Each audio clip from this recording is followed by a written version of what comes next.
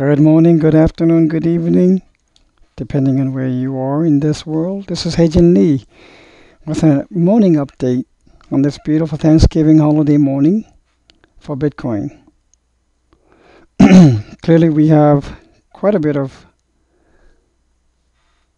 things to be thankful for. And I'm looking at this chart from last night, and I'm thinking, how dare this not do exactly what I wanted to do? Right, it doesn't work like that, as we all know. So how has this changed my outlook? Do I think, am I going completely bearish now? Am I going to completely get rid of this and just give up and pack up and go home? I don't think so.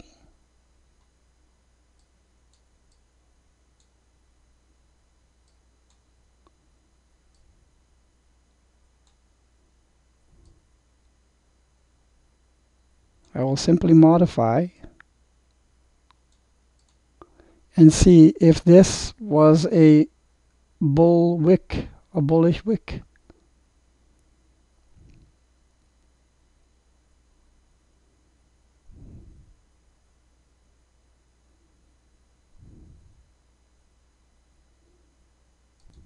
Now a trader would have put a stop right below the D, so that if it did go below D, they would have been stopped out, let's say.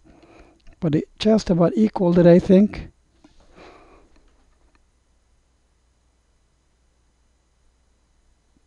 It was just about equal.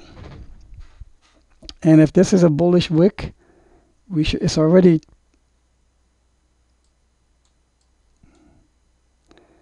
going well to the back inside the triangle. So let's see if it traverses up and breaches above it. That's the key thing. I want to show you as a comparison. Not exactly the same, but look at this bullish wick. I could have had A, B, C, D, E, and then it went further down, and this was a bullish wick. And back came inside it did, and breached the upper trend line. This is for Factum. So if we see the similar instance here,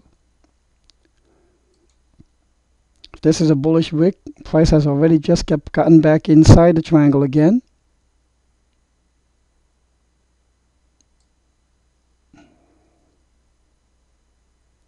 I redrew it here so as to connect as many bottoms of the price as possible.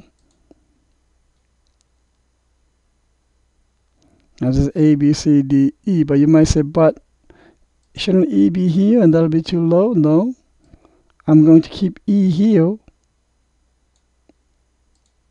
and call this a bullish wick.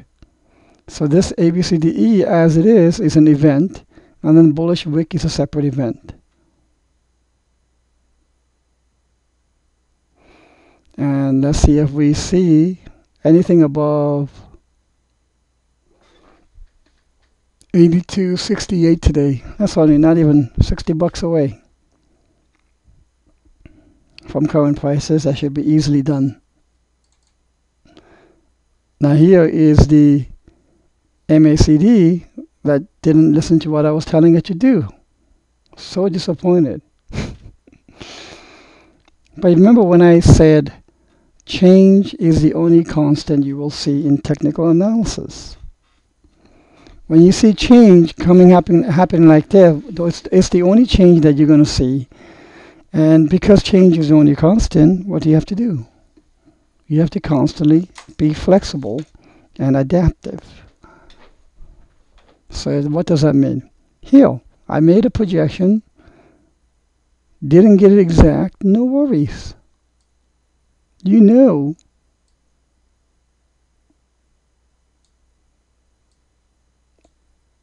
that there's more than one way to the same destination. So by knowing that change is the constant, and by being adaptive and flexible, in other words, don't be set in one way and not be willing to observe the changes and adapt, And then at the same time, be forward discerning as much as possible by identifying the alternates and just slightly modifying your counts and your patterns. Those are the soft techniques that you really need to grasp, and it'll come.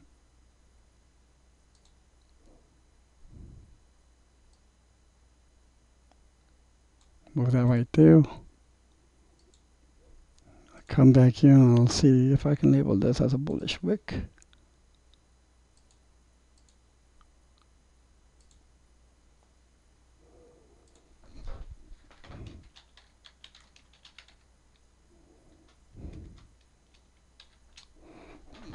Put a question mark.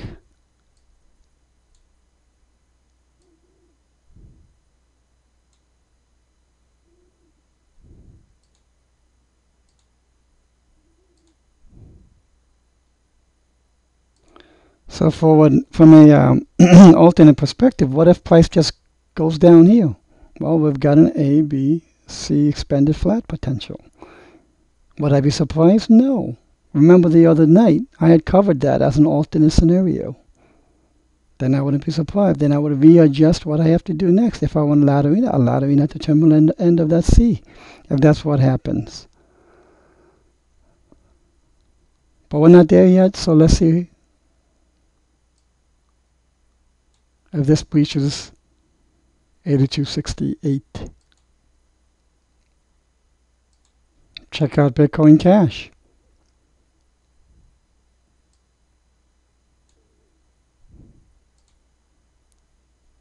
Overnight, it reached as high as 1625, and then it's correcting. So these are the subwaves of 1, I believe.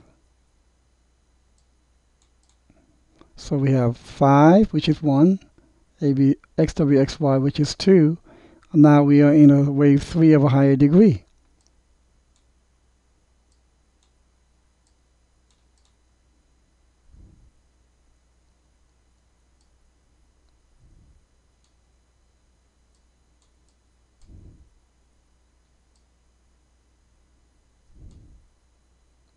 I will therefore raise the target for Bitcoin Cash to make it equal to wave 1 length, approximately. 2296.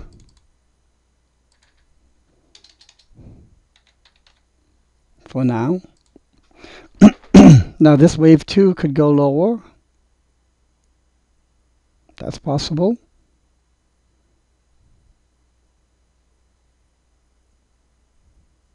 For now, let's leave it there. A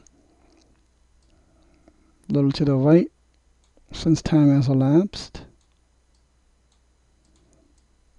Let the profits roll in.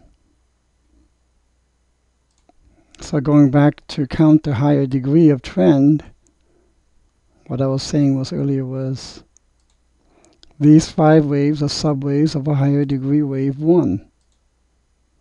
This WXY are subwaves of a higher degree wave 2. These 1, 2, 3, 4, 5 are higher degree subwaves of a higher degree wave 3. And then we're going to see a 4. And then a 5.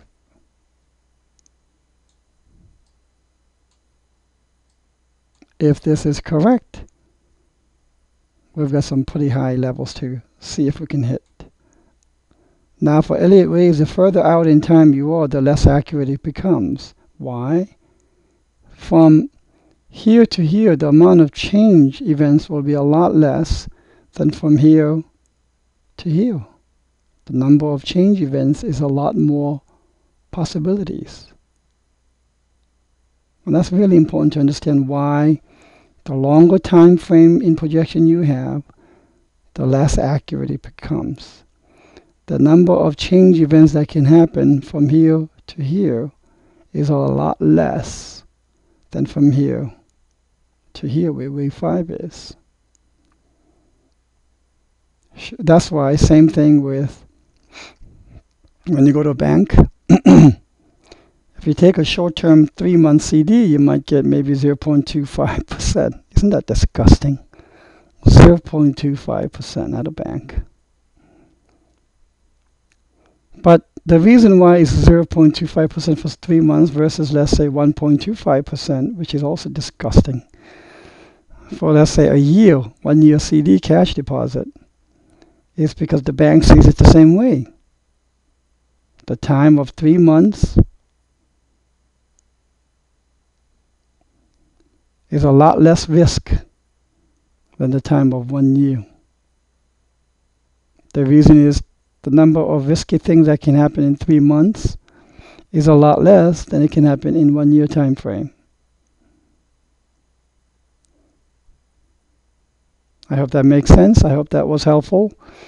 And if you have any questions, please post it in the comments. Again, happy holidays. Happy Thanksgiving to everybody in the USA. I will be posting the updates and analysis requests as they come in the best I can for the rest of today. Talk to you soon again. Have a good one.